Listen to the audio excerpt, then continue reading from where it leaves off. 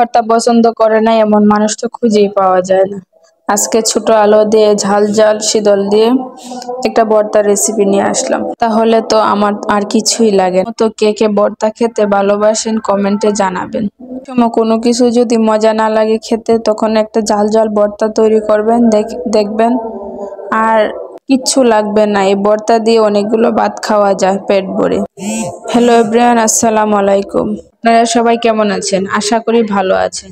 এই যে ভালোভাবে আস্তে আস্তে আলুগুলো খোলার মধ্যে টেলে নিলাম, তারপর শীতলগুলা সুন্দর করে টেলে নিলাম। শুকনা মরিচ এভাবে কাঁচাই দেই, টালি না, এতে খেতে ভর্তাগুলো মজা হয় খেতে।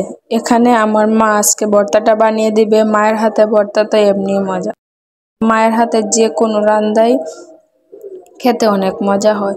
প্রথমে শুকনা মরিচগুলা পিষে নিয়ে, শীতলগুলা পিষে নিয়ে, তারপরে আলুগুলা মিহি করে পিষে নিয়ে, একটু রসুন, একটু পেঁয়াজ, একটু ধনিয়া পাতা দিলাম। কাঁচা ধনিয়া পাতা দিলে তো এমনিতেই অনেক মজা হয় খেতে। সুন্দর করে পিষে নিয়ে তারপরে ভর্তাটা তৈরি করে দিল। মায়ের হাতের তো ভর্তা এমনি মজা। কে কে মায়ের হাতে এভাবে পিষে ভর্তা খেতে পছন্দ করেন আমাকে কমেন্টে জানাবেন। এই যে গরম গরম ভাত দিয়ে আমি খেয়ে নিলাম তাড়াতাড়ি, কারণ খেতে অনেক দারুণ হয়েছিল ভর্তাটা। আর ভর্তা দেখলে তো আমি এমনি লোভ সামলাতে পারি না।